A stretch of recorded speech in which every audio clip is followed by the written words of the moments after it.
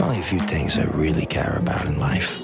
My body, my pad, my ride, my family, my church, my boys, my girls, and my porn. My body, my pad, my ride, my family, my church, my boys, my girls, my porn. Body, pad, ride, family, church, boys, girls.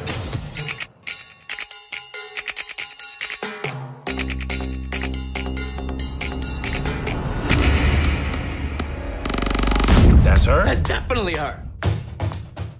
When you as a director offered yourself as an actor the leading role, did you as an actor have any doubts about taking it? No, this is kind of the role that the kind of role that I really love taking. As an actor, what I'm always looking for is the opportunity to transform, you know, to play somebody different from myself, to explore a point of view that's different from my own. And a lot of my favorite actors are the chameleons, you know, like Daniel Day-Lewis or Gary Oldman or Cate Blanchett or Meryl Streep, or people who, you know, when you're watching them in a movie, you don't see the actor on screen, you see their character in the story. That's what I'm always looking for. And so the idea of playing this sort of, contemporary Don Juan, you know, this dude who's, you know, very concerned with his body and with his shiny hair, and who, you know, has a very conservative upbringing and is very different from mine, I was intrigued. Cool. I'm curious how you jumped in between being the director and the actor. Did you at any point like use your Don John voice to call out instructions? No, I think I could go back and forth pretty flexibly, and I think that has to do with the writing, because, you know, normally as an actor you get a few months to prepare with some material before you shoot, whereas with Don John, you know, I'd spent several years writing the material. So by the time it came time to shoot, you know, I was so used to talking as him and thinking as him, and it had become sort of second nature. So I could very easily kind of turn him off and on. Did you make a distinction between your role as an actor and as a director on set, or did you kind of flow in between those two? Well, I guess the distinction was how I would be talking. You know, when I was talking to my cinematographer or talking with my actors when we weren't rolling, I wasn't using John's voice. But honestly, the lines blurred a lot. I never really looked at it as three separate jobs. I looked at it as, you know, I had a story that I wanted to make a movie out of, and we made the movie. And the writing and the directing and the acting were all kind of intertwined. You like movies? I don't watch too many movies. The pretty woman, the pretty man, and they drive off into the sunset. Everyone knows it's fake. I love movies like that, you know? It's great. But they watch it like it's real life. Baby, What are you doing? I was just reading emails. No, you weren't. She caught me watching porn. That's it? Right? Oh! How do you watch that? How do you watch all the stupid movies that you watch? Movies and porno are different, John. They give awards for movies. They give awards for porn, too. So, there's only a few things I really care about in life. I don't know if I really want a wife and kids. Oh! Look what you did. I look like a grandmother, but do I have any grandchildren? If you want to lose yourself, you have to lose yourself in another person. It's a two-way thing. I thought you were different.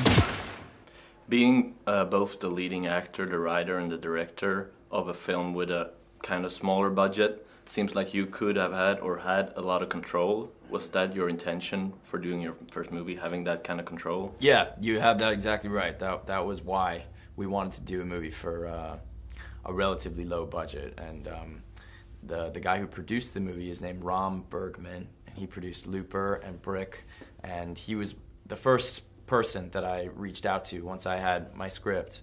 The first person was Ram, because I wanted him to produce it, because he's very talented at producing a quality production for a limited budget. And the reason I did want to have that limited budget was to keep control, because I knew that as a first-time filmmaker especially, but with any filmmaker, you know, making a sort of a provocative, potentially controversial movie like this, I would have to keep control, or else it might get watered down and it would sort of defeat the purpose of doing it. Right.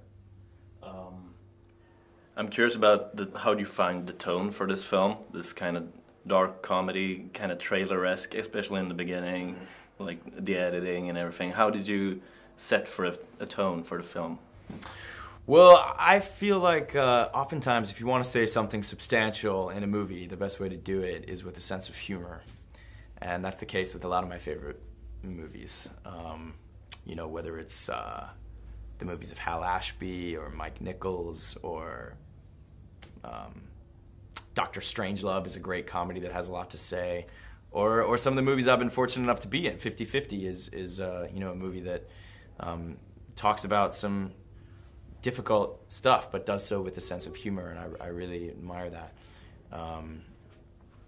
So I had the idea a couple years prior of telling a story about a Don Juan type of character who watches lots of pornography and a princess type of character who watches lots of romantic Hollywood movies. But I hadn't quite found how to tell the story, and it was actually while I was working on 50/50 and hanging out with Seth Rogen and his whole posse every day that I had the idea of, like, oh, I could tell this story as a comedy like this. And that's where it sort of took off in my head. He has a posse. That's a... Seth Rogen does have a posse, yes.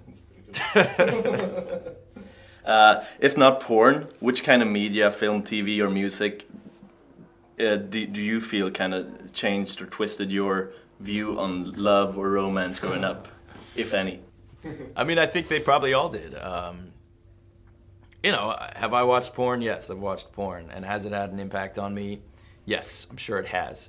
But I don't think the impact's been greater than movies, romantic movies, sexy movies, or anything else, television shows or commercials or magazines, or, you know, we're all bombarded with so much imagery of sex and love, and it can't help but have some kind of impact on us. And certainly I strive in my life to have a unique point of view and try to relate to people as unique individuals rather than compare them to the infinite number of images that I've consumed over the course of my life. And do I succeed?